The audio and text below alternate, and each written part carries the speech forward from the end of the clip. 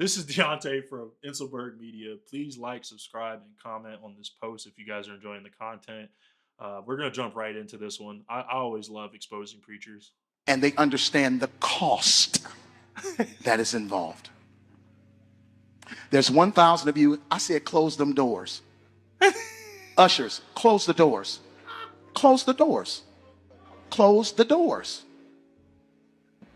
It's 1,000 that's watching online.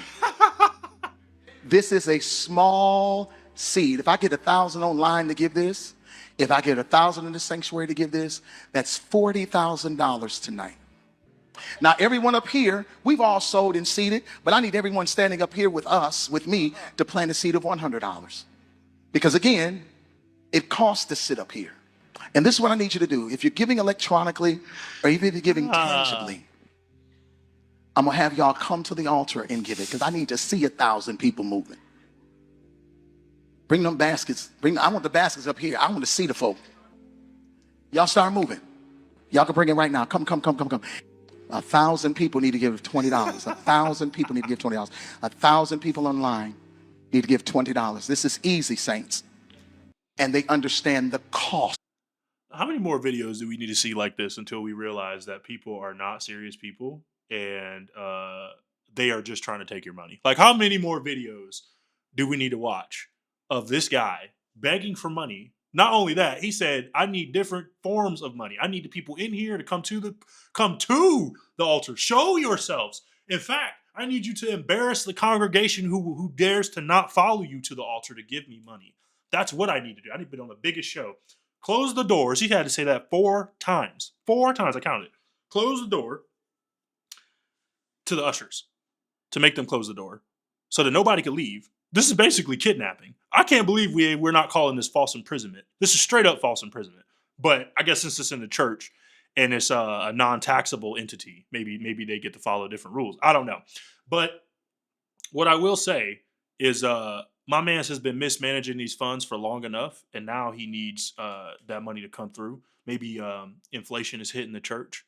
Maybe inflation is hitting his pockets. Maybe he got some bills due and he needs some money from the church. Because I've always wondered, like, what happened to the pastors that had jobs and then they ran a small church, and from growing the small church and having the job, they grew into the big mega church.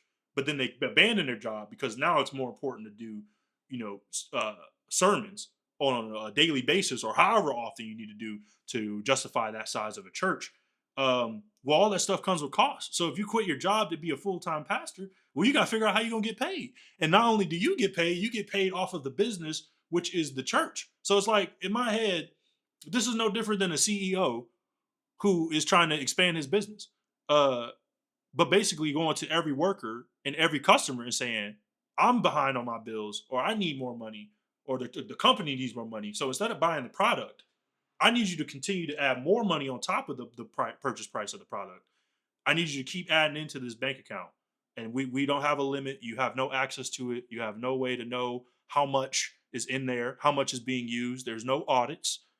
You know what I mean? It's just, you got to trust me on this one, bro. I don't know how much longer we're going to keep doing this in the black church for sure. I don't know about the white churches, but the mega churches in Texas are under a bunch of investigations too. This is crazy, man. And we still live in a time where people are getting got out of their money at the church simply on some like guilt trip. That's really all this is. Just straight up guilt trip, weaponization of emotions. I mean, I'm not even going to get into the whole, like, the idea of how this is bad. Even in Christianity, this is shown that this isn't okay. But we just live in the times now where this has just been accepted. The pastor of the church should get paid from the church, which is, that's not how I started when I first when I first got into church. It wasn't like this, but it seems like this is the norm now. This is how you get rich. This is the play to get rich from church. I don't know. Maybe he's doing it right. I got nothing else to say. Like, subscribe, comment. Let me know what you guys think in the comments about this type of stuff. Let me know if there's any more content that I could be reacting to like this, because I just can't believe that the church is still begging people and closing the doors with false imprisonment to get more money. That's just crazy to me. I'll see y'all next time.